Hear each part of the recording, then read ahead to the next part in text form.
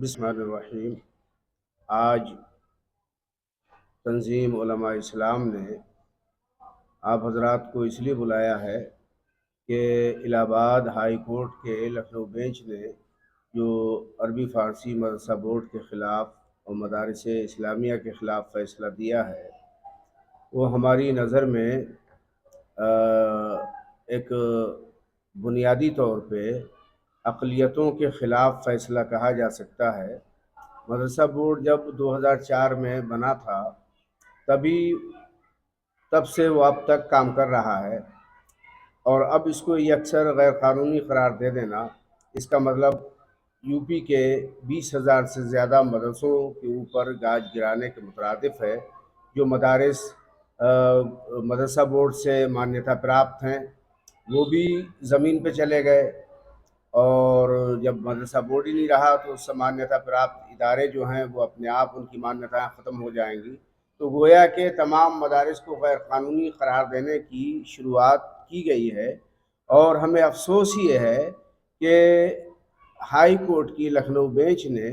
मुस्लिम पक्ष को पूरे तौर पे सुने बग़ैर, मौका दिए बग़ैर फ़ैसला महफूज कर लिया, और तकरीबन फ़ैसला महफूज होने के 40-45 दिन के बाद अचानक ये चुनाव आने के बाद बम फोड़ दिया गया कि उसको ऐलान कर दिया गया। तो हमारा मानना इस सिलसिले में ये है कि कहीं न कहीं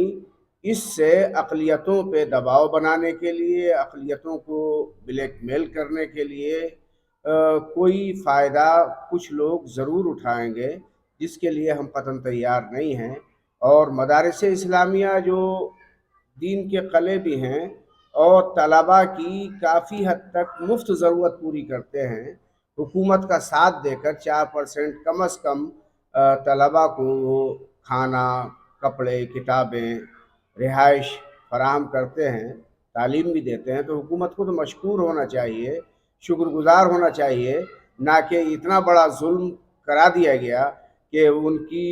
बुनियाद ही हिल के रह गई है। तो अब ये तलबा कहाँ जाएंगे, ये मदारिस इस्लामिया कहाँ जाएंगे, जो मान्यताएँ गवर्नमेंट ने दी थी उनका क्या होगा, ये तमाम सवालात हैं। बहरहाल दूसरी बात, हुकूमत उत्तर प्रदेश इसकी मुजरिम है, उसको चाहिए था कि इतनी बड़ी तादाद तबाह हो रही है तो वो सुप्रीम कोर्ट जाती, उसने पल्ला झाड़ लिया कि हम आगे कोर्ट में नहीं जाएंगे। इसलिए हम समझते हैं कि हुकूमत उत्तर प्रदेश की मिली भगत के ज़रिए ये मुसलमानों की धार्मिक आज़ादी तो छोड़िए, आप लैंग्वेज की आज़ादी भी ख़त्म की जा रही है। इस सिलसिले में हमने आपको बुलाया है, आपका कोई सवाल है तो पूछ सकते हैं। तो हजरत इलाहाबाद हाई कोर्ट के बेंच ने ये जो फैसला दिया है, ये जो डोनेशन लेते हैं मदरसे, डोनेशन पे चलते हैं इमदाद याफ्ता मदरसे हैं, ये उन्हीं के लिए या सभी के लिए कानून है? मैंने अर्ज़ किया कि मदरसा अरबी फ़ारसी मदरसा बोर्ड ही को गैर कानूनी करार दे दिया गया। तो अब जितने डोनेशन वाले इदारे हैं या अनडोनेशन वाले इदारे हैं, यानी अनुदानित हैं या गैर अनुदानित हैं, तो वो सब के सब ख़त्म हो गए, चूँकि मान्यताएँ वक्फ बोर्ड से थी,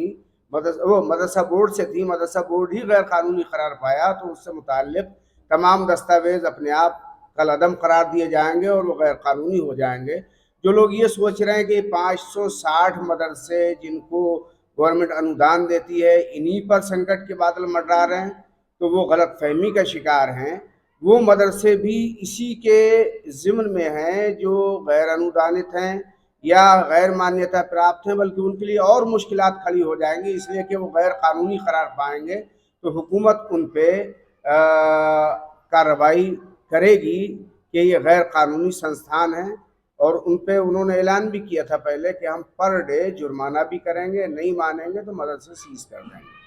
अच्छा, लगातार देख रहे हैं मदरसों में शिक्षा का भी कहीं ना कहीं एक पुख्ता इंतजाम किया जाता है, तो अगर सभी मदरसों के लिए ये एक्ट लागू किया जाएगा तो मदरसे किस तरह से शिक्षा प्रदान कर पाएंगे? अब हिंदुस्तान में मजहबी आज़ादी, ज़बान की आज़ादी ये तो है, अब इसका गला मसोस के आप मॉडर्न एजुकेशन ही सब पर लागू कर देंगे, तो जाहिर सी बात है कि ये तो मजहबी आज़ादी के ख़िलाफ़ होगा, लैंग्वेज की आज़ादी के ख़िलाफ़ होगा। हिंदुस्तान को आज़ाद हुए 75 साल से ज़्यादा हो गए,